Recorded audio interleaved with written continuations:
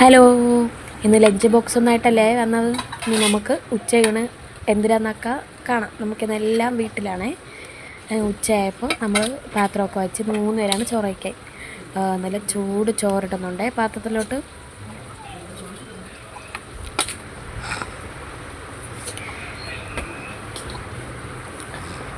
മൂന്ന് പാത്രത്തിലും ചോറ് വെച്ചിട്ടുണ്ട്. നമ്മളിന്ന് സ്പെഷ്യലായിട്ട് കറി വെച്ചിട്ടുള്ളത് പയറും പരിപ്പും മുരിങ്ങയിലയും കൂടെ ഇട്ട നല്ലൊരു പരിപ്പ് കറി എന്ന് പറയാം. പരിപ്പ് കറി ആ ഒരു രീതിയിൽ വെച്ചതാണേ. നല്ല ടേസ്റ്റാണ്.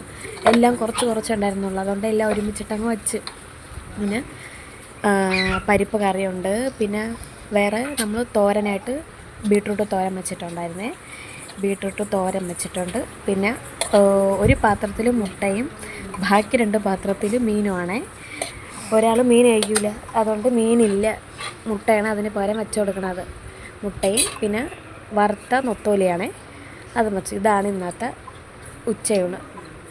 നിങ്ങൾക്ക് എന്തിനാണെന്ന് ഉറപ്പായിട്ട് കമൻറ്റ് ചെയ്യണേ. ഈ വീഡിയോ ഇഷ്ടപ്പെട്ടാൽ ഉറപ്പായും സപ്പോർട്ട് ചെയ്യണേ.